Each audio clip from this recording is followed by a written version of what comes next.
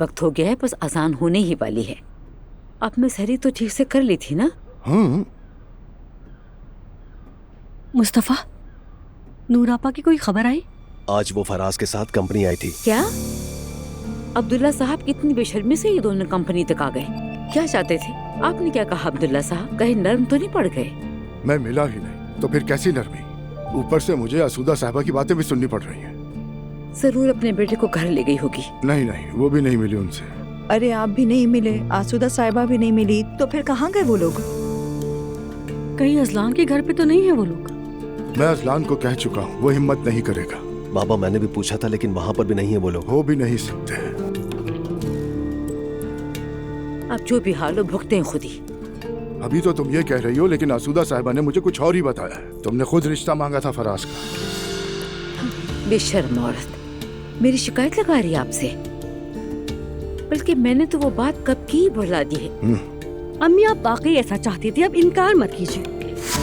इनकार न करने का मतलब क्या नाला? क्या तुम्हें नहीं पता? नाला, अम्मी ऐसा चाहती थी कि कोई इनकार ना करे। आसूदा साहिबा को आपा पसंद नहीं है, उन्हें वो ज्यादा शादियां करने वाली लगती है। मेरा मतलब, उस औरत ने तुम्हें ये सब कहा और तुमने उसे मान भी लिया। अरे नहीं भला, ऐसे कैसे हो सकता है? अब्दुल्ला साहब, ईद आने वाली है। ईद पर नाराजगी अच्छी नहीं लगती। मानती हूँ कि उनकी गलती है, पर बच्चों की गलती समझ के माफ कर दें। नहीं मैरी, इस बार बात मुख्तलिफ है। उसे ऐसा नहीं करना चाहिए था। मैंने नूर के सब कार्ड भी बंद करवा दिए हैं। अच्छा किया आपने। असूदा साहिबा ने भी आज फराज की गाड़ी ले ली है। बाबा मेरा दिल अजीब सा हो रहा है, हम क्या करेंगे? क्या उनकी बर्बादी देखकर खुश हूँ? चलें दस्तरखान पे चलते हैं। रमजान मुबारक के महीने में जो अपने घर के दस्तरखान को छोड़े वो खुद जाने। शुक्र है हमारा दस्तरखान तो सजा हुआ है। चलो आ जाओ, चलो आ जाओ मेरी, आ जाओ। चलो आ जाओ, आ जाओ। चलो सब टेबल पर चलो। आओ चले बेटा।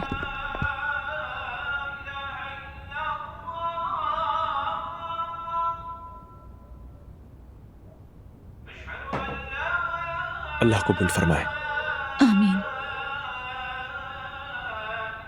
मैंने कंपनी में काम करके कुछ पैसे बचाए थे। कल यहाँ बाजार लगेगा, वहां चलेंगे, शॉपिंग कर लेंगे, ठीक है?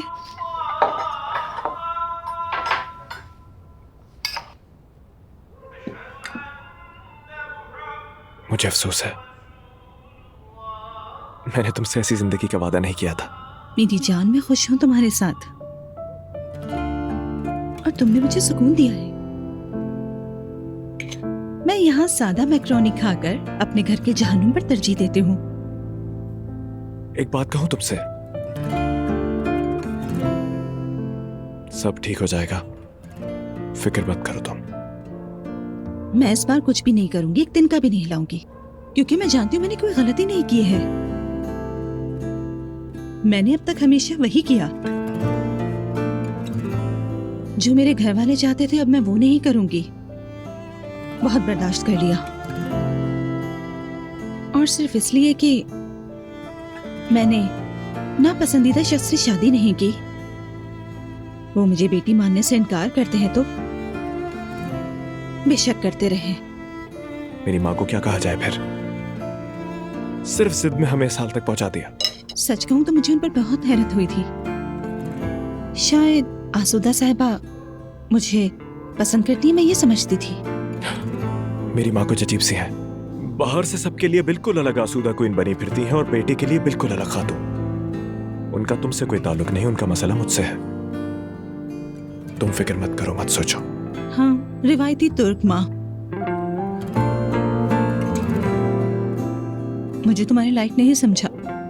उनके लिए तो डेफने कुछ ज्यादा ही मुनासिब और फख्र के काबिल बहू होती।